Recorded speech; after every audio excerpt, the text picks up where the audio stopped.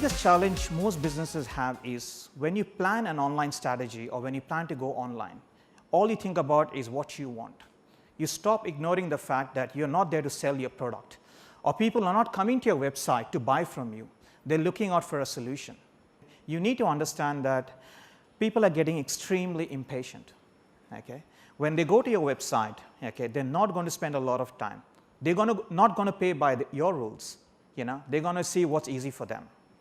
So if you're about to launch a new website, or if you've just launched a website, a good thing to do is go onto Google, search for what you do, see who comes on the first top 10 results, and try to buy from them and see the user experience. You learn a lot because those people are there, customers are getting used to it. Okay? If they're used to shopping in a certain way, make sure that you provide them the same kind of service. Now, when we look at a website, we not only look at the products, we look at the reviews, we look at how active they're on social media.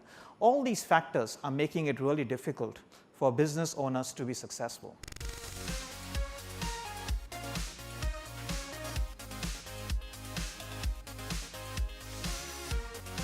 If you take any average user, when you go onto the internet, you search for something, you normally go to 3 different stages of a search cycle.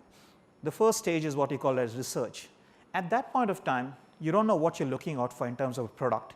You're looking out for a solution. You're hoping that someone has got the answer for that. So when you're doing your research, at that point of time, you may not click on the sponsored results. You're going to click on what you call as the organic results. Once you get some basic information, then you start comparing, what's good? Should I use, let's say if you're looking at a robotic vacuum cleaner, what's good? The one with bagless, or whatever it is. You start comparing. At that point of time, again, they're still in a kind of a research mode. They will click on the organic results. The third stage is a buying stage, where they made up their mind what they need. They know what they want. They know what functionality they want. They also know what brand they want. At that stage, there's a strong chance they will click on the sponsored results. So when you start looking at your marketing strategy, have a look at which part of the buying cycle are you trying to get people onto.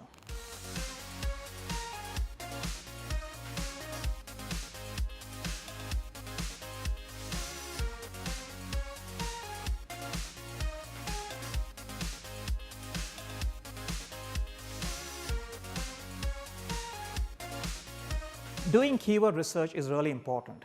It's not about what you think about your business, it's what your consumers are searching for. So understanding what your potential customers are going to search on Google is a big part of keyword research. So what would someone go into Google and search for? It's not the number of searches, it's the quality of searches. So for example, if you're dealing with used cars and you're based in, let's say, Melbourne, and you specialize only in Audi, you rather get 100 people coming to your website searching for used car Audi in Melbourne, then 1,000 people coming to your website saying used cars. So understanding, getting people at a level where they're qualified is just going to make things much more easier for you. Social media is not about just promoting yourself, not going back every 4 hours and saying, I'm having a sale, I'm having this, my neighbor's cat jumped out of the window and all those things. No one is interested. Okay? A lot of times people do social media because they realize it's important to be done. So what they do is when they get some information, first of all, some people use softwares to do it. So you use a software where you can publish one message across multiple platforms on Facebook, Twitter, and everything. Now, it's a great tool, but imagine if you have a customer who's following you in all those 5 channels. You're sending the message to them 5 times. How annoying is it? Okay? So you've got to be very careful about social media. It's a very thin line of self-promotion. Okay? But if you can find someone who is really happy with what you do, and if you convince them somewhere to go and put in a comment, it makes a lot of difference. We've got a lot of people following us on social media, not because we got special offers, because whenever we have an issue or something is wrong with our servers for some reason, the first place we go and mention is on social media. So rather than someone saying, okay, they've got a 5-minute downtime, that's fine, I understand, others will be, they will not start calling up the call center. So there are different ways to use social media, not just for sales. It's customer service, it's building up reputation and so on. Whatever you do, make sure that you're ready for this next generation of users. By end of this year, There will be more people using internet on a mobile device as compared to a desktop computers. Okay? You're going to reach a stage in the next, maybe end of next financial year, where you literally can do everything that you do from a business front on a mobile device or on a smartphone.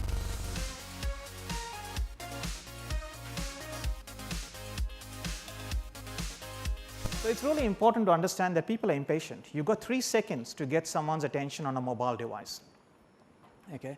If your website doesn't load in 3 seconds, they're going to go somewhere else. The last thing I would like to wind up with is website security. It's becoming a massive challenge. Very few companies or business owners understand, but if your website gets blacklisted, you're in deep, deep trouble. It takes a long time to get back online. So whoever is helping you with your website or your hosting, speak to them about how do you make my website secure.